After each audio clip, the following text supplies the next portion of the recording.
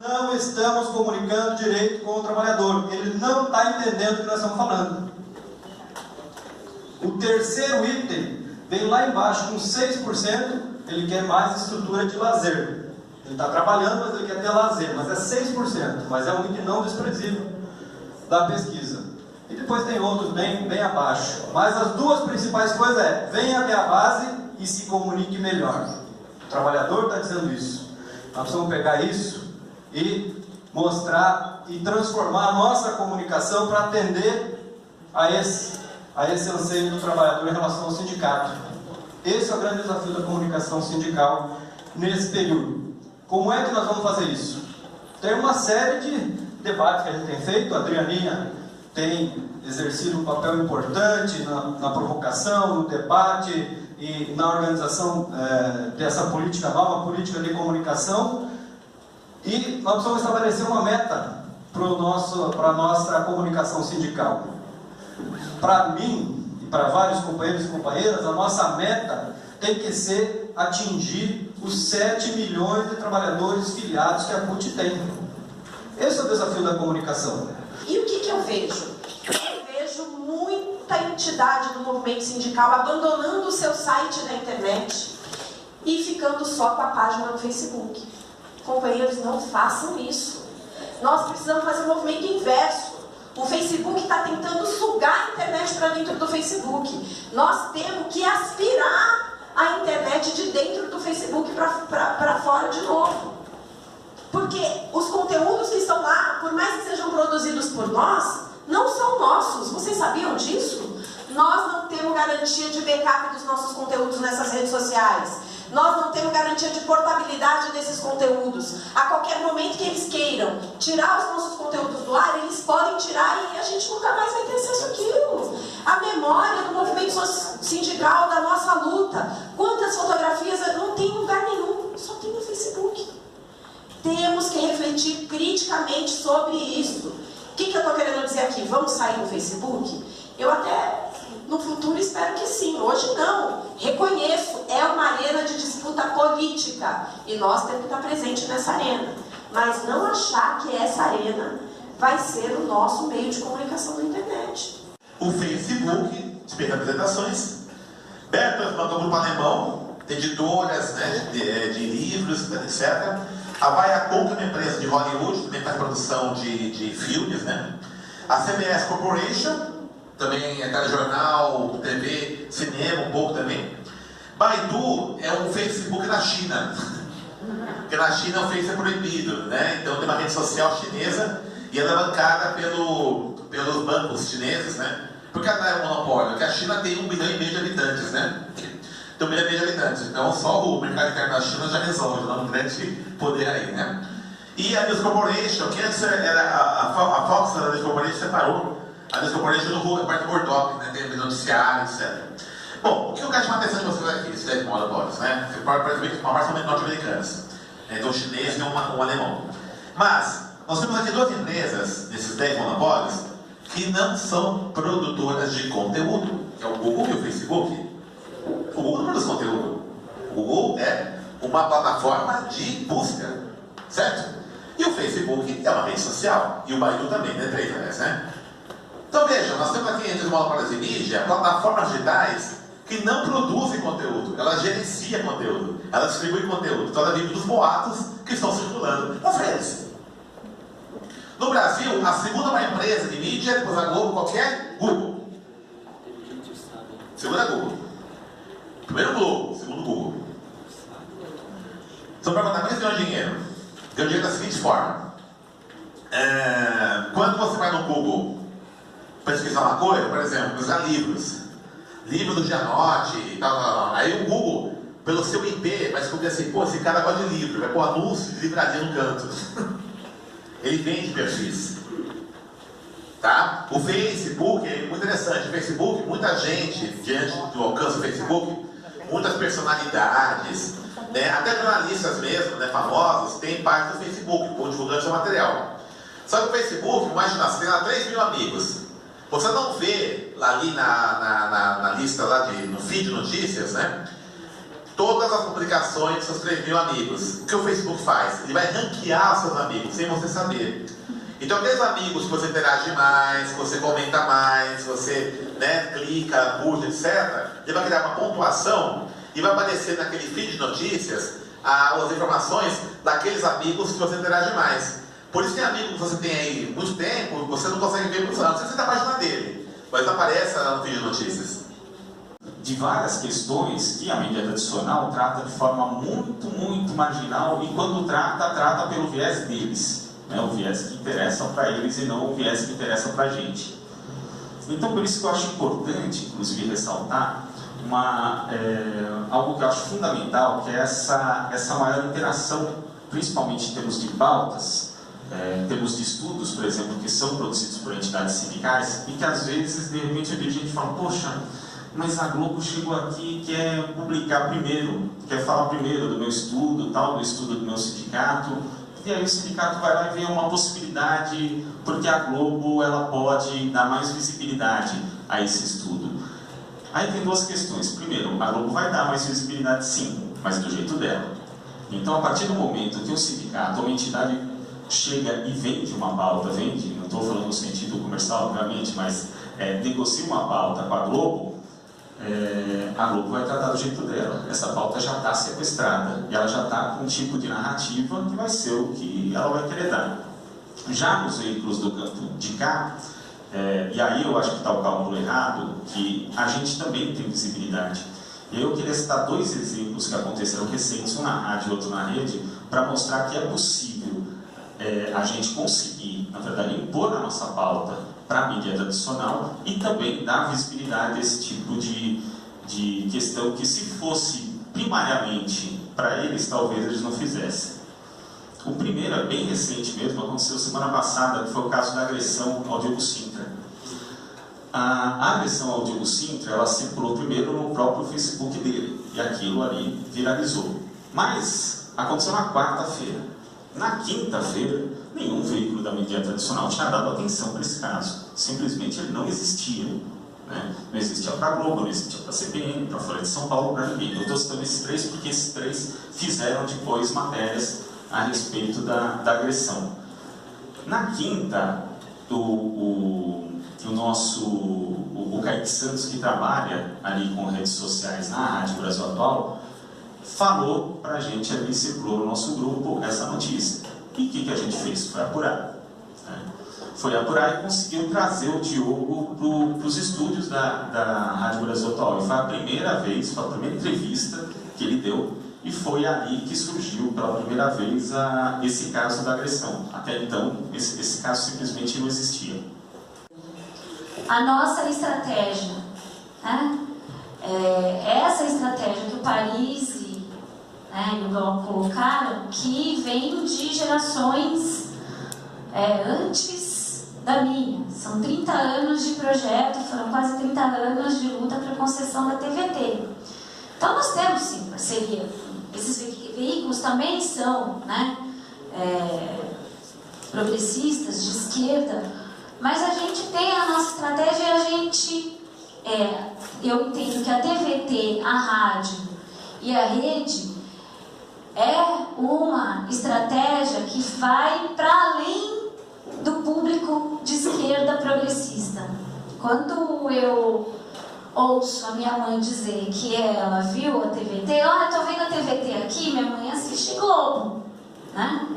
Mas ela tá vendo a TVT, então ela tá vendo um canal e que ela tá gostando. E nós, eu gostaria, esse é o propósito, nós todos aqui podemos ser geradores de notícia e pauteiros. A gente gosta sempre de citar o exemplo do companheiro Edmilson, que é um dirigente do Sindai, né, da Água e Esgoto, lá da Bahia, que fez o curso de formação da CUT de comunicação e virou correspondente da TVT. A gente é monitorado o tempo todo e a gente não pode vacilar, então a gente toma muito cuidado. Por que a gente não tem essa velocidade de ampliar, inclusive formato, mudar o formato, na verdade? Acho que aí já cai para outra coisa, não vou entrar nisso. Mas assim, a gente tem essa dificuldade porque o passo que a gente dá tem que ser com muito cuidado. porque o Ministério Público ele avança em cima da gente.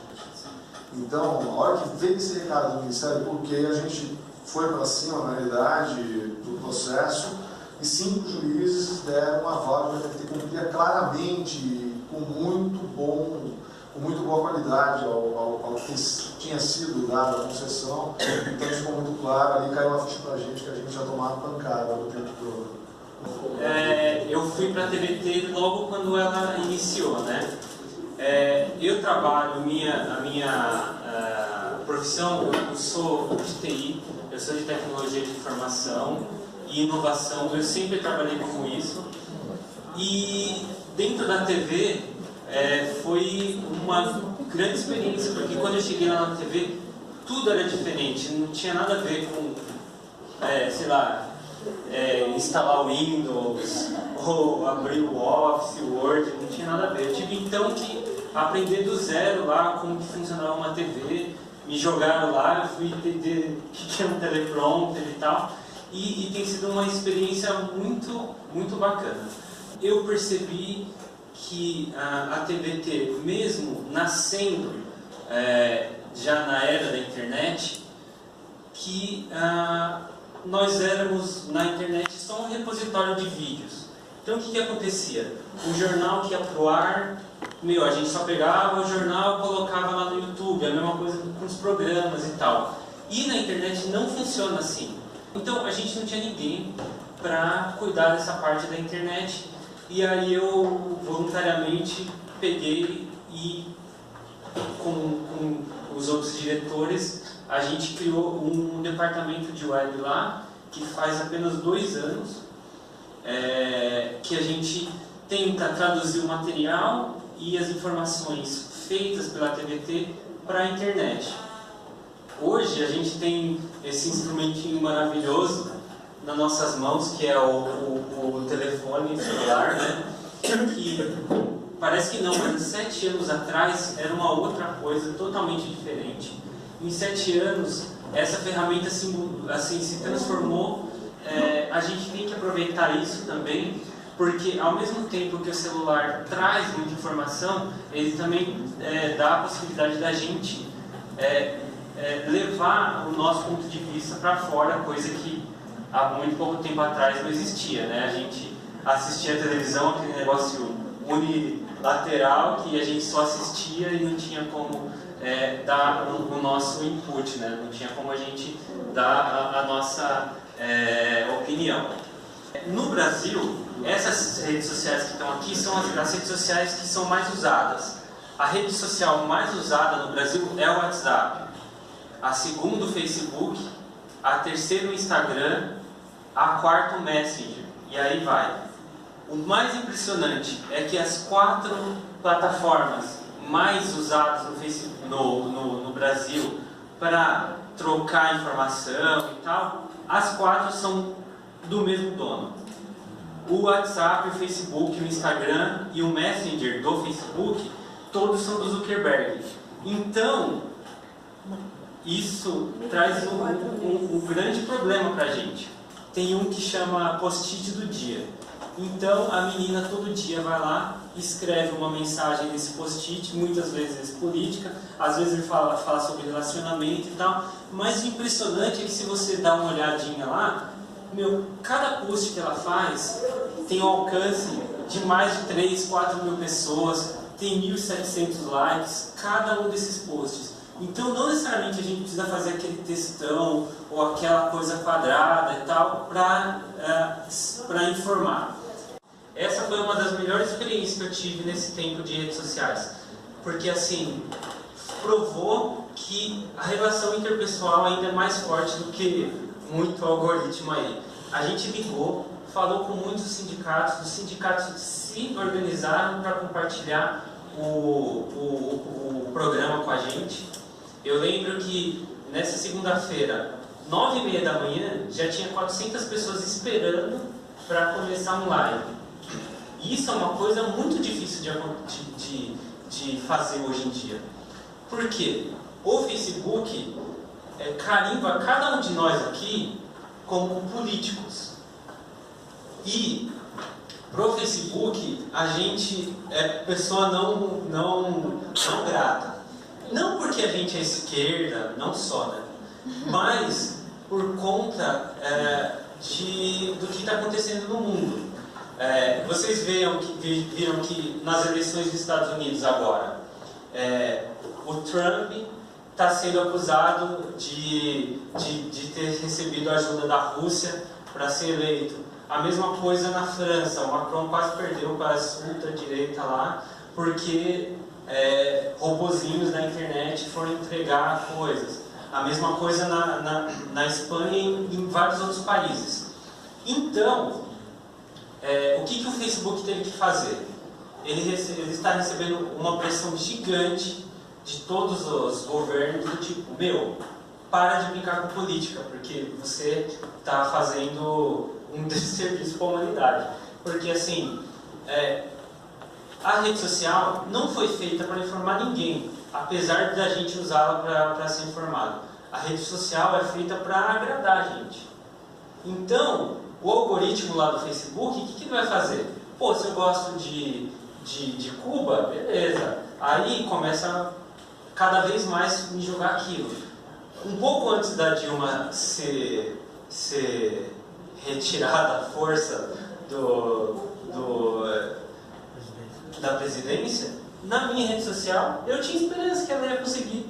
Porque eu só recebia boas notícias. Assim, não, ela vai conseguir, não sei o que lá. Só que se eu olhava para o lado, cara, não condizia com a realidade. Então a rede social não é realidade. A rede social é totalmente voltada a te agradar. E o Facebook está capando todo o conteúdo de política. Outro dia eu estava ouvindo alguém falar assim, pô, você viu lá que o prefeito de São Paulo está perdendo relevância. Cada vídeo que ele fazia tinha 1 milhão de views, agora não tem nem 100 mil. Só que isso está acontecendo com a gente também. Se você for ver lá, sei lá, os jornalistas livres, eu estava falando com o pessoal esses dias, eles perderam quase 60% da relevância deles. Se a gente tirar o nosso time, só vai sobrar o time dos caras. E eles jogam forte. A TVT hoje tem 200 mil seguidores no Facebook. A gente tem potencial de chegar a muito mais. E a gente tem crescido bem rápido, exponencialmente. Quando a gente começou em 2015 a investir nisso, a gente tinha 50 mil. E em 2016 a gente chegou em 100 mil. E a gente já dobrou de novo, a gente está com 200 mil agora. Então, mesmo sendo um território inimigo, a gente entende que é importante a gente estar com todas as nossas armas lá e fazendo o possível para chegar no maior número de pessoas. Então, falando ainda lá do evento do sindicato, né, no dia seguinte à reforma, a gente teve uma média de 700 pessoas assistindo numa segunda-feira, 10 horas da manhã. 700 pessoas no Facebook assistindo nessa hora, que não é um horário de pico, pra gente foi um marco, no sentido de que a gente consegue sim levar um conteúdo sindical, se a gente se reunir e fazer uma coisa em conjunto, né? E a força, aonde o vento lá ele leva a internet. E aí eles contrataram um monte de engenheiro lá que sabe para onde os ventos estão indo e tudo mais, e eles conseguem fazer um círculo com esse balão, e esse balão fica no ar por até 6 meses sem descer, e dando internet com energia solar para onde ele está. Isso já existe na Nova Zelândia e em alguns países da África, e na Irlanda eles estão em teste com isso. O Facebook tem uma coisa parecida, que é um drone que fica 1 mês no ar, e ele é feito para áreas assim que ele fica circulando, num raio de 2 km ele consegue entregar a internet. Então, por mais que a gente fale assim, pô, a gente não tem internet em todo lugar no Brasil, não tem ainda. Como? E por que tudo isso daí é de graças? Como que o YouTube, o Facebook, né, e o Google consegue, né? Porque se você não paga por um produto, é porque você é um produto. Então, cada um de nós, todo mundo que está lá, que usa a rede, é um produto. Então, para eles, eles conseguiram bugar o sistema. Na verdade, a gente não precisa comprar nada. A nossa informação é o que dá dinheiro para eles. Então, o Facebook saber a minha idade, o lugar que eu vou, o que eu gosto de comer, quantos filhos eu tenho, isso para eles é ouro. E com isso eles conseguem vender publicidade assim, feita para mim. Então, por isso que, sei lá, meu pai gosta de sabiá, de passarinho. Pô, você abre lá qualquer página lá, tem um monte de gaiola e o caramba lá. Nunca que vai aparecer isso para mim. Então, nós somos o produto. E assim, a gente tem que cuidar da nossa informação. Quanta informação a gente disponibiliza para eles e que tipo de informação. Porque isso é uma arma na mão dos caras, né? Bom, e se o Google sabe muito sobre a gente, a culpa é nossa. Só de carregar isso aqui na bolsa, eles estão te seguindo e puxando as suas informações o dia inteiro, todos os momentos da sua vida. É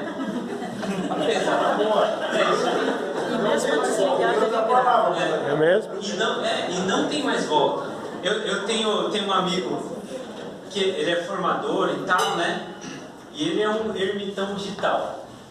Ele, tipo, não tem celular, não tem nada e tal, ele só conta essas porra, eu quero e tal. Eu falei assim, tudo bem, mas assim, você está perdendo a oportunidade de levar também o que você tem para outras pessoas. 80% dos brasileiros usam o Facebook para se informar, 80%. E lembra que eu falei que o Facebook não é uma ferramenta feita para se informar. Falando em Facebook, internet de graça e tal, existe vários planinhos, planos da Oi com Facebook de graça. Não sei se vocês já perceberam. Você, tipo assim, você não tem internet, você não consegue ver nada, você só consegue ver o Facebook.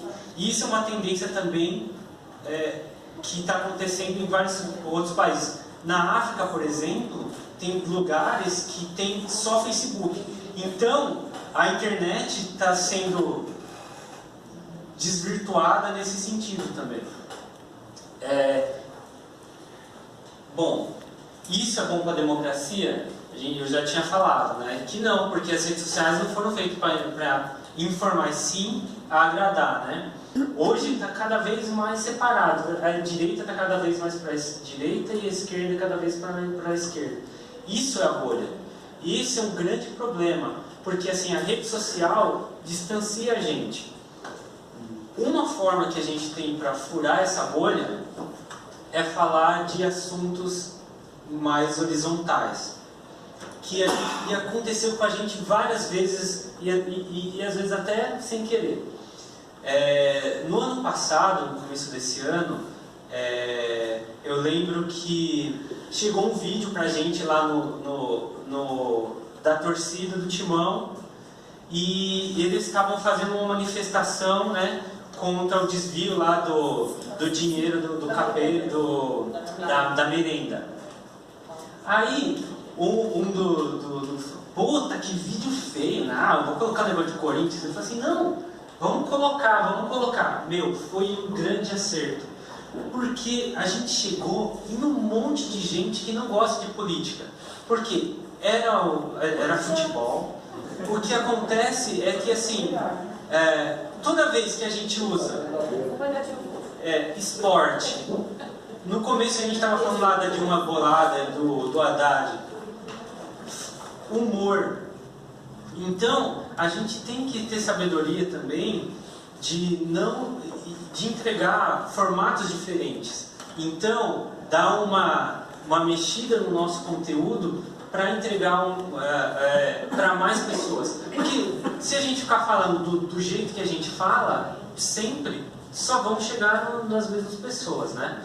Aqui tem um mapinha do Twitter. Isso que eu estou falando do Facebook acontece no Twitter, acontece em todas as outras redes sociais. elas criam bolhas gigantes. Então, aqui embaixo, em vermelhinho, está o pessoal da esquerda tweetando, quem recebe, só a esquerda. No meio, está o G1 e tudo mais falando sobre, que é o mais amarelinho, e em volta, esse azul é a direita.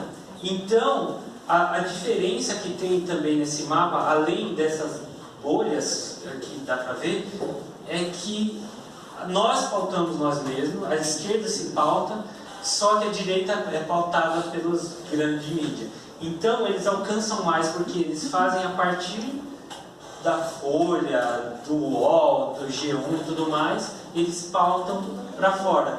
Só que, assim, um erro grande que a gente tem é que, por exemplo,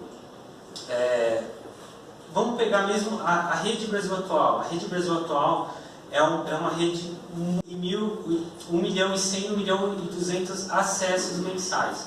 1 milhão de pessoas alcançadas por mês não é pouca coisa. É coisa pra caramba. Só que, assim, é um conteúdo duro. E a gente acaba não alcançando para fora. A mesma coisa a TVT e a mesma coisa os sindicatos. A gente tem dificuldade de usar o humor, a gente tem dificuldade de usar esportes e tal para furar a bolha. Então, a nossa rede é forte. A gente alcança muita gente, mas a gente alcança nós mesmos muitas vezes. Então, é meio que uma autocrítica. A gente tem que ter uma rede forte e que, por exemplo, quando um sindicato for precisar dar relevância para um evento, todo mundo poder se ajudar. No dia lá do evento do sindicato do ABC, nós só conseguimos porque a gente ligou, a gente se juntou, todo mundo compartilhou e todo mundo fez o dever de casa. A gente fez um movimento mesmo de compartilhamento. Então é importante a gente fazer isso. Outra coisa, o limite que a gente tem de geração de conteúdo. Vocês podem ajudar